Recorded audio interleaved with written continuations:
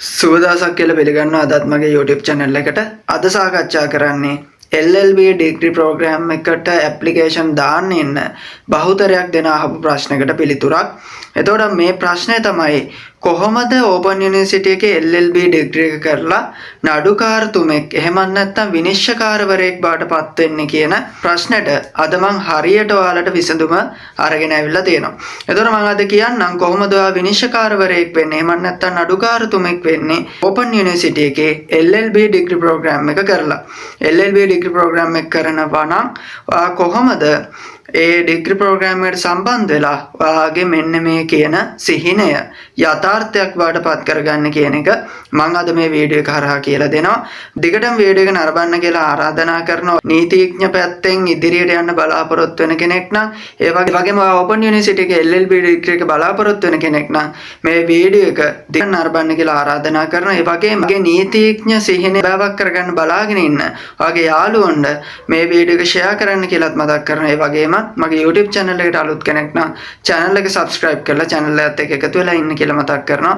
එතකොට ඔයාලට පුළුවන් Open University එක සම්බන්ධව මම ගේන videos සහ selection test එක සම්බන්ධව මම ගේන videos නරඹලා ඔයාලට selection test එක ගැනත් Open University එක ගැනත් Open University selection test class ගැනත් අවබෝධයක් ලබා ගැනීමේ හැකියාව තියෙනවා මගේ YouTube channel එක හරහා රැඳිලා හිටියොත්. හරි.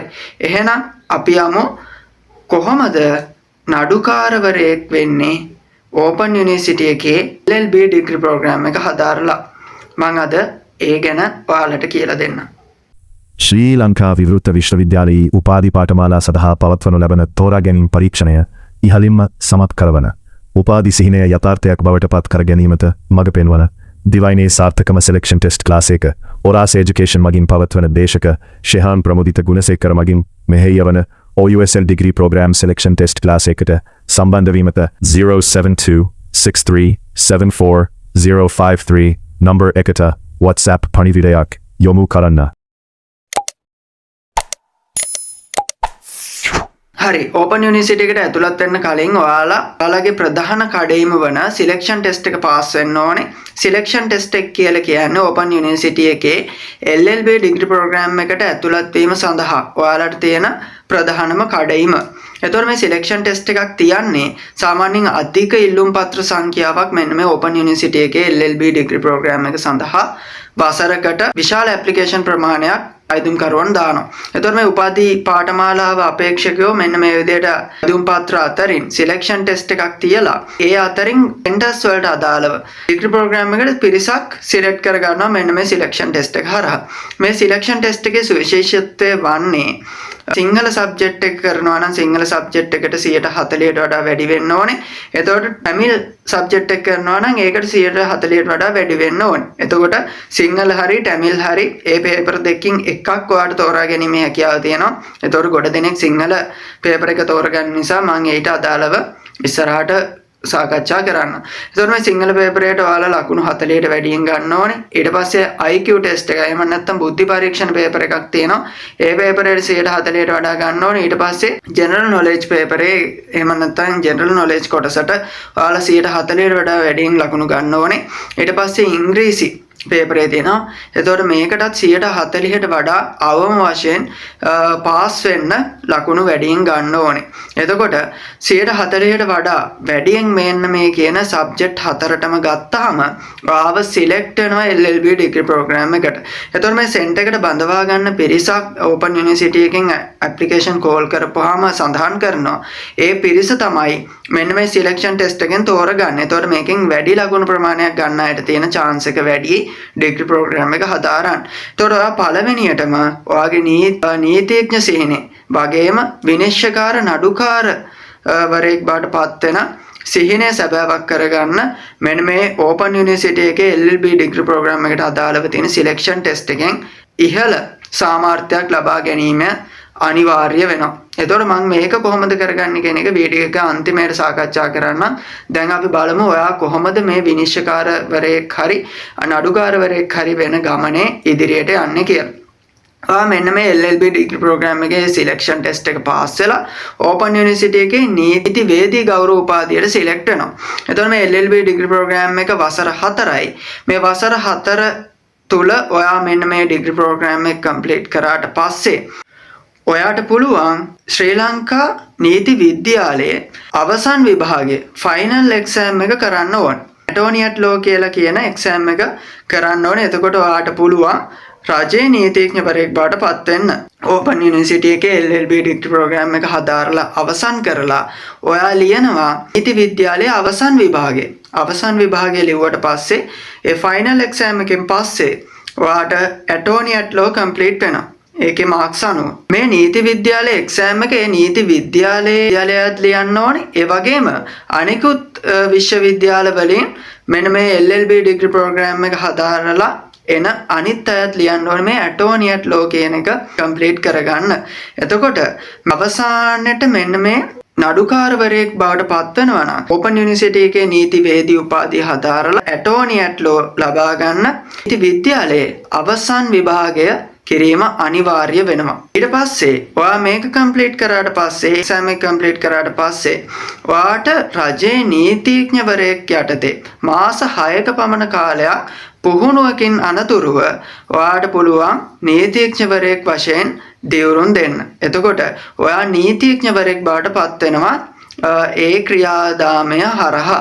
ඔයාට නීතිඥවරයෙක් බවට පත් වෙන්න හොඳටම ප්‍රමාණවත් මේ ඕපන් යුනිවර්සිටි එකේ LLB ඩිග්‍රී ප්‍රෝග්‍රෑම් එක නීතිඥවරයෙක්ගෙන් නැවතෙනවා නම් ඔයාට මෙන්න මෙතනින් නැවතෙන්න පුළුවන්. අවසාන එක්සෑම් එක කරා පස්සේ නීතිඥවරයෙක් යටතේ පුහුණු වුණා. ඊට පස්සේ ඔයා නීතිඥවරයෙක් විදිහට දියුරුම් දුන්නා. මෙන්න මේ කියන ක්‍රියාත්මක ඔස්සේ ඔයාට නීතිඥවරයෙක් වීමේ හැකියාව තියෙනවා. ඊට පස්සේ ඔයාලා මෙන්න මේ නීතිඥවරයෙක් වශයෙන් කටයුතු කරලා අසර ගණනාවක් නීතිඥවරයෙක් වශයෙන් කටයුතු කරලා, ඒ කියන්නේ අවුරුදු 5 වෙන්න පුළුවන්, අවුරුදු 7 වෙන්න පුළුවන්, මට හරියටම කාල සීමාව මතක නැහැ. එන්නේ කාල සීමාව තුල රජයෙන් තියෙන එක්සෑම් එකක් විනිසුරුවරුන් බඳවා ගැනීමේ පරීක්ෂණය කියලා. එතකොට මේ පරීක්ෂණයට ඔයාගේ කාල සීමාව තුල නීතිඥවරයෙක් වශයෙන් සපුරාලිය යුතු කාල සීමාව සම්පූර්ණ කරාට පස්සේ ඔයාට පුළුවන් ඒ විනිශ්චයකාරවරුන් බඳවා ගැනීමේ එක්සෑම් එකට මුහුණ දෙන්න. එතකොට මේ එක්සෑම් එක හරහා එක්සෑම් එක රජය මගින් ක්‍රියාත්මක කරන්නේ රජයේ අධිකරණ සේවාව තුල ඉහළ නිලධාරීන් බඳවා ගැනීමේ පරීක්ෂණය. ඒ පිළිබඳව වැඩිදුර විස්තර මම ඉස්සරහට අරගෙන එන්න. දැනට මේ විදිහට මතක තියාගන්න ඔයා විනිශ්චයකාරවරයෙක් වෙන්න යන ගමනේදී මෙන්න මේ විනිශ්චයකාරවරුන් බඳවා ගැනීමේ එක්සෑම් එකට ඔයා සාර්ථකව මුහුණ දෙන්න ඕනේ. මේ නීතිඥවරයෙක් වශයෙන් කටයුතු කරන්න ඕන කාල සීමාව සම්පූර්ණ කරලා ඒ කාල සීමාවෙන් පස්සේ තමයි මේ බඳවා ගැනීමේ එක්සෑම් එකට මුහුණ දෙන්න තියෙන්නේ. එක්සෑම් එක පාස් වුණාට පස්සේ ශ්‍රේෂ්ඨ අධිකරණයේ තියෙන සම්මුඛ පරීක්ෂණය. ඒ සම්මුඛ පරීක්ෂණයට ඔයා සාර්ථකව මුහුණ දුන්නාට පස්සේ ඔයාට පුළුවන් මහේස්ත්‍රාත්වරයෙක් බවට පත් වෙන්න. මෙන්න මේ මහේස්ත්‍රාත්වරයෙක් බවට පත් වෙන්න තියෙන ක්‍රමය තමයි විනිසුරුවරයෙක් බවට පත් වෙන එක්සෑම් එක පාස් වෙලා ශ්‍රේෂ්ඨ අධිකරණයේ සම්මුඛ පරීක්ෂණය සමත් වුණාට පස්සේ ඔයාට පුළුවන් මහේස්ත්‍රාත්වරයෙක් වගේ ඔයාගේ වැඩ කටයුතු ටික ආරම්භ කිරීමේ හැකියාව තියෙනවා ඒ ක්‍රියාවලිය තුල. මේ මහේස්ත්‍රාත්වරයෙක් කියලා කියන්නේ විනිශ්චයකාර තුමෙක්ටම තමයි. එතකොට මහේස්ත්‍රාත්වරයෙක් වශයෙන් ඔයා වැඩ කටයුතු ආරම්භ කරන්නේ විනිශ්චයකාරවරයෙක් විදිහට. එතකොට මේ විදිහට ඔයාට මහේස්ත්‍රාත් අධිකරණය, දිසා අධිකරණය, ශ්‍රේෂ්ඨ අධිකරණය දක්වාම ඔයාගේ විනිශ්චයකාර එහෙම නැත්නම් නඩුකාරවරයෙක් වීමේ සිහිනය සැබෑවක් බවට පත් කරගන්න පුළුවන් මෙන්න මේ ක්‍රියාවලිය තුල LLB ඩිග්‍රී ප්‍රෝග්‍රෑම් එකත් එක්ක ඉස්සරහට ගියොත්. එතකොට මම මේ සාකච්ඡා කරේ ගොඩ දෙනෙක් අහනවා මේ LLB ඩිග්‍රී ප්‍රෝග්‍රෑම් එක කරලා කොහොමද අපි ඉස්සරහට යන්නේ කියලා. එතකොට මේ වාට සරල මාවත මම කියලා දුන්නා. කොහොමද LLB ඩිග්‍රී ප්‍රෝග්‍රෑම් එක කරලා නඩුකාරවරයෙක් එහෙම නැත්නම් විනිශ්චයකාරවරියක් එහෙම නැත්නම් නඩුකාරවරියක් බවට පත් වෙන විදිය මම කියලා දුන්නා මේ වීඩියෝ එක හරහා. එතකොට නීතිඥවරයෙක් වෙන්න පුළුවන්. එතකොට විනිශ්චයකාරවරයෙක් වෙන්න පුළුවන්. එහෙම නැත්නම් නඩුකාරවරයෙක් වෙන්න පුළුවන්. ඔයාට මෙන්න මේ ඕපන් යුනිවර්සිටි එකේ LLB ඩිග්‍රී එක හරියට කම්ප්ලීට් කරගත්තොත්. එතකොට මේකේ කාල සීමාව දීර්ඝ වෙනවද? ඒ සම්බන්ධව ගොඩ දෙනෙක් අහනවා. එතකොට සාමාන්‍යයෙන් ඔයා නීති විද්‍යාලයට ගියත් ඒ සපුරන්න නීතිඥවරයෙක් වශයෙන් කටයුතු කරන්න ඕන කාල සීමාව සපුරන්න ඕනේ. එතකොට ඔයා ඉගෙන ගන්න කාල සීමාව එතනින් සම්පූර්ණ කරන්න ඕනේ. ඒක කාරණා දෙකටම පොදුයි. ඕපන් යුනිවර්සිටි එකේ ඩිග්‍රී ප්‍රෝග්‍රෑම් එක කරත් ඔයා නීති විද්‍යාලයට ගියත් ඒ දෙකම එක හා සමාන කාල සීමාවකදී තමයි ඔයා අවසන් වෙන්නේ. එතකොට මේක ඕපන් යුනිවර්සිටි එකේ කරත් නීති විද්‍යාලය කරත් ඔයා විනිශ්චයකාරවරයෙක් බවට පත්වීමේ එකම ක්‍රමය විදිහට මෙන්න මේ කියන මාවත තමයි දෙන්න තියෙන්නේ. එතකොට ඔයා ඕපන් යුනිවර්සිටි එකේ ඩිග්‍රී ප්‍රෝග්‍රෑම් එක හැදෑරුවත් නීති විද්‍යාලයේ හෝ වෙනත් විශ්වවිද්‍යාලයක් කරහා ඔයාගේ උපාධිය හදෑරුවත් මෙන්න මේ කියන ක්‍රමවේදය යටතේ තමයි ඔයාට විනිශ්චයකාරවරයෙක් එහෙම නැත්නම් නඩුකාරවරයෙක් බවට පත්වීමේ හැකියාව තියෙන්නේ. එතකොට ඊට කලින් ඔයා LLB ඩිග්‍රී ප්‍රෝග්‍රෑම් එකට සිලෙක්ට් වෙන්න ඕනේ. ඒක තමයි තියෙන ප්‍රධානම කඩයිම. එතකොට පළවෙනි කඩයිම සම්පූර්ණ කරගත්තොත් මේ විදිහට ඔයාට පුළුවන් LLB ඩිග්‍රී ප්‍රෝග්‍රෑම් එකෙන් ඉහළටම ඒ කියන්නේ නීතිඥ වෘත්තියේ ඉහළටම යෑමේ හැකියාව තියෙනවා. එතකොට මං ඔන්න ගොඩ දෙනෙක් අහපු ප්‍රශ්නෙට අද උත්තරේ දුන්නා. එතකොට ඔන්න ඔය විදිහට ඔයාලට පුළුවන් ඔයාගේ නීතිඥ සිහිනේ යථාර්ථයක් බවට පත් කරගන්න. හරි. එහෙනම් ඔයාලට තියෙන ප්‍රධානම කඩේ මං කියවනේ සිලෙක්ෂන් ටෙස්ට් එක කියලා. සිලෙක්ෂන් ටෙස්ට් එක තමයි මෙතන තියෙන ප්‍රධානම කාරණේ. ඒක නිසා ඒකට දැම්ම වැඩ කරන්න පටන් ගන්න. අපේ පන්ති මාලාව හරහා ඔයාලට සම්බන්ධ වෙලා ඔයාගේ වැඩ ටික ඉස්සරහට කරගැනීමේ හැකියාව තියෙනවා ඕපන් යුනිවර්සිටි එකේ සිලෙක්ෂන් ටෙස්ට් එකට අදාළව අපේ ඔරේස් এডুকেෂන් ඉන්ස්ටිටියුට් එක හරහා පන්ති මාලාව පත්වනවා. එතකොට ඔයාට මෙන්න මේ WhatsApp නම්බරයට ඔයාගේ ඩිග්‍රී ප්‍රෝග්‍රෑම් එක කියලා WhatsApp මැසේජ් එකක් දැම්මොත් ඔයාට පුළුවන් අපේ පන්ති මාලාවේ විස්තර ලබා ගන්න. එතකොට ඔයාට අපේ පන්ති මාලාව හරහා සබ්ජෙක්ට් හතරම අවම පන්ති ගාස්තුවක් යටතේ ලබා ගැනීමේ හැකියාව තියෙනවා. පන්ති ගාස්තුව ගැන දැනගන්න මෙන්න මේ WhatsApp නම්බරයට WhatsApp මැසේජ් එකක් දාන්න. අවම පන්ති ගාස්තුවක් යටතේ කොහොමද මෙන්න මේ සිලෙක්ෂන් ටෙස්ට් එක ගොඩ දාගන්නේ කියන එක අපි ඔයාලට කියලා දෙන්න. ඒතකොට මේ සබ්ජෙක්ට් හතරට හරියට වැඩපිළිවෙල සකස් කරනවා. ක්ලාස් 4ක් පැවැත්වෙනවා.